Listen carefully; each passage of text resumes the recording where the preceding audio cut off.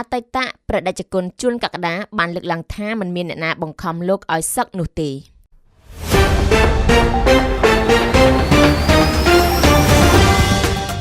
អតីតប្រដេជគុណជួនកក្កដាបានបញ្ជាក់តាមរយៈវីដេអូឃ្លីបនៅលើទំព័រ Facebook ផ្លូវការរបស់លោកតបទៅកាន់បុរសម្នាក់ថា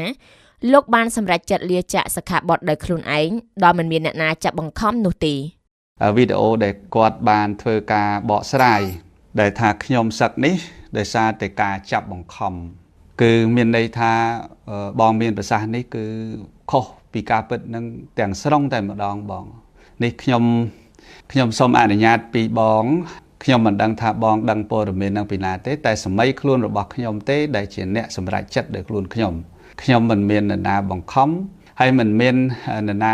មកថាយ៉ាងម៉េចឲ្យខ្ញុំលាចាកសិក្ខាបទទេគឺជាខ្លួនរបស់ខ្ញុំតែម្ដងចិត្តរបស់ខ្ញុំអ្នកសម្រេចតែម្ដង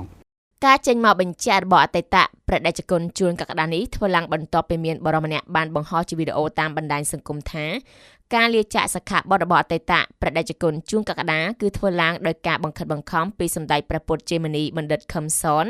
ព្រះប្រធានលេខាធិការដ្ឋានគណៈសង្ឃនាយកព្រះមេគណៈរាជធានីភ្នំពេញនិងសម្ដេចព្រះឧត្តមចរិយាបណ្ឌិតឈឹងប៊ុនឈាអនុប្រធានថេរសភាព្រះពុទ្ធសាសនាហើយលោកក៏មិនបានប្រាប់ទៅកាន់សាច់ញាតិបងប្អូនឡើយចំណុចនេះត្រូវបានអតីតប្រដេជគុណជួនកក្កដាបញ្ជាក់ទៅវិញថាពុទ្ធបរិស័ទស្គាល់លោកច្រើនដូច្នេះបើលោកយករឿងលាចាកសិក្ខាបទនេះទៅប្រាប់គេនៅតាមពិធីបុណ្យឬទីសាធារណៈសាកស្រមៃមើលថាអ្នកចូលរួមនឹងមានប៉ុន្មានអ្នកហើយពុទ្ធបរិស័ទខ្លះនឹងយំស្រែកនិងសោកស្ដាយមិនឲ្យលោកសឹកនោះទេដូច្នេះលោកសម្រេចចិត្តដាក់ថ្ងៃសឹកដោយមិនបានប្រាប់ពុទ្ធបរិស័ទនោះឡើយ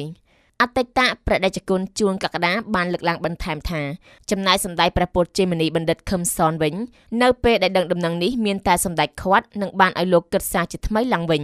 ចំណែកសម្ដេចព្រះឧត្តមចរិយាបណ្ឌិតឈឹងប៊ុនឈាក៏មិនបានដឹងថាលោកសុំសឹកដែរ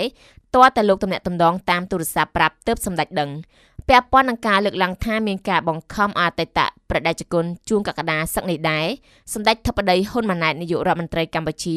ក៏បានលើកឡើងនៅក្នុងពិធីបើកបុណ្យទន្លេលើកទី9នៅខេត្តតាកែវកាលពីល្ងាចថ្ងៃទី22ខែមីនាឆ្នាំ2025ថាពាក់ព័ន្ធនឹងការសឹករបស់អន្តិតជួនកក្កដានាពេលថ្មីនេះមិនបានជាប់ពាក់ព័ន្ធជាមួយនឹងរដ្ឋាភិបាលឡើយគឺជាការសម្រេចចិត្តទាំងស្រុងរបស់អន្តិតជួនកក្កដាមិនដោយការចោទប្រកាន់ពីក្រុមមួយចំនួនតូចនោះទេ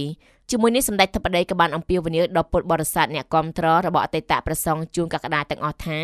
សូមកុំមានការយល់ច្រឡំជាមួយនឹងរដ្ឋាភិបាលអំពីការសឹកនេះ